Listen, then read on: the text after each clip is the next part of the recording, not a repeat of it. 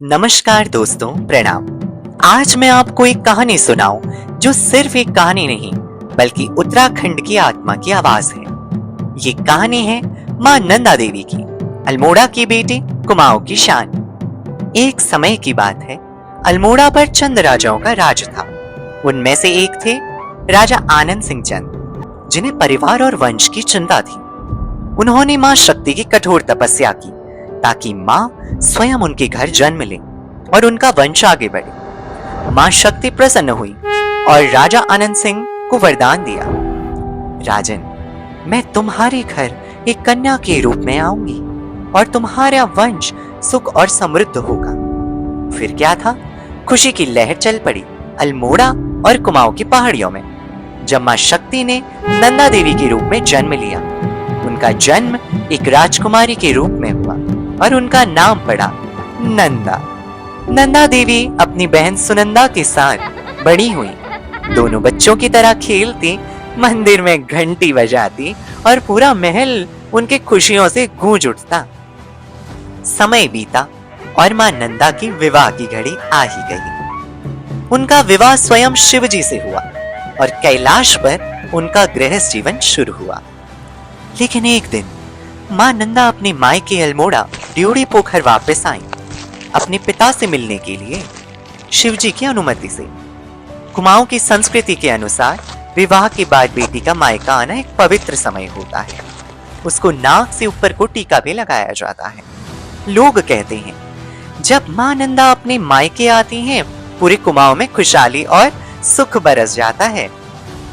पर जब मां नंदा वापस कैलाश जा रही थी, तब महिषासुर, जो कि एक राक्षस था, उसने भैंस का रूप धारण कर लिया और मां नंदा और सुनंदा पर हमला कर दिया। मां नंदा ने भविष्यवाणी महसूस की कि कुछ गलत होने वाला है। वो दोनों बहनें कुमाऊनी श्रृंगार में रंगाली पिछौड़ी पहनी हुई थी, जो कि कुमाऊनी में शादीशुदा महिलाओं की निशानी भी होती है। दोनों बहनें भागकर दुगाल खोले के पास दो ऊंचे केले के पेड़ के पीछे छुप गईं।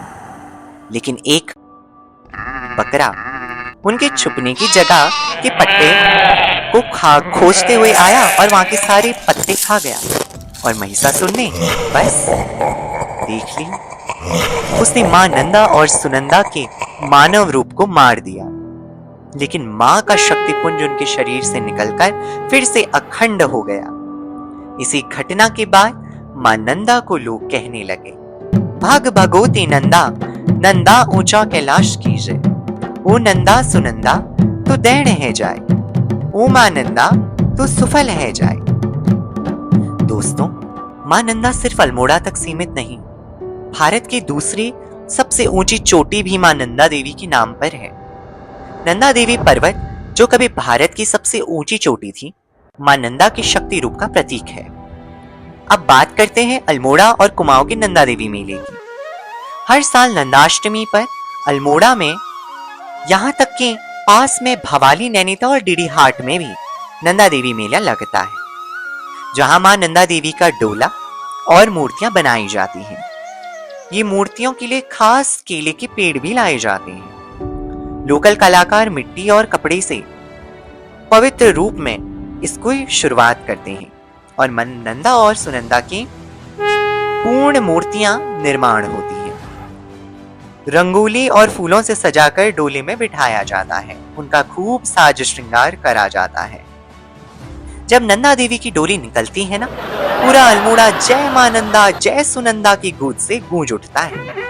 लोक गीत गाते हैं, जोड़ी चांचरी छपेली होती है, ढोल नगाड़े बजते हैं और मां नंदा अपने मायके आई है। इस खुशी में जश्न मनाया जाता है। एक बार एक पहाड़ी दादी ने मुझे कहा था, बेटा, नंदा देवी हमारी बेटी भी है, माँ भी है। उनका आना और जाना ही हमारी संस्कृति का हिस्सा है। सिर्फ अल्मोड़ा ही नहीं, नैनीताल, भवाली और डीडी हाट में भी नंदा देवी मेला धूमधाम से मनाया जाता है। नैनीताल में भी नंदाष्टमी पर डोला निकलता है और भक्त ताल यानी लेक के आसपास पूजा भी करते हैं। यहाँ तक कि कुमाऊं की कन्याओं की शादी में भी मां नंदा की कहानी को गाया जाता है और रंगाली पिछौड़ी पहनकर मां से आशीर्वाद लिया जाता है। रंगाली पिछौड़ी साक्षात देवी की निशानी है। दोस्तों, नंदा देवी की कहानी के कई रूप हैं और ये जो मैंने आज बताई ये उनमें से एक प्राचीन कथा है जो कि अल्मोड़ा में और कुमाऊं में सदियों से सुनी जा रही है। इसका गढ़वाल में एक अलग वर्जन है। अगली बार मैं आपको मां नंदा की एक और कहानी सुनाऊं जो उनके स्वरूप को अलग लीला से जोड़ते हुए दिखाता है। ओ नंदा सुनंदा तू देन है जाए, अगली बरस तू जल्दी है जाए। कुमाऊं की संस्कृति और पहाड़ों की पवित्रता मां नंदा में बसती है। उनका आशीर्वाद सदा सब पर बरसता रहे। अगर आपको ये कहानी अच्छी लगी तो इस वीडियो को लाइक जरूर करें, शेयर करें ज्यादा से ज्यादा और कमेंट में जरूर बताएं कि आप मां नंदा की कौन सी अगली कहानी सुनना चाहेंगे। और हाँ, चैनल को सब्सक्राइब करना मत भूलिएगा ताकि अगली बार जब मां नंदा की अगली रूप की कहानी लाऊं तो आप सबसे पहले सुन सकें और शेयर कर सकें और जान सकें। मिलते हैं अगले एपिसोड में, तब तक के लिए जय मां नंदा, जय देवभूमि, जय उत्तराखंड, जय भारत।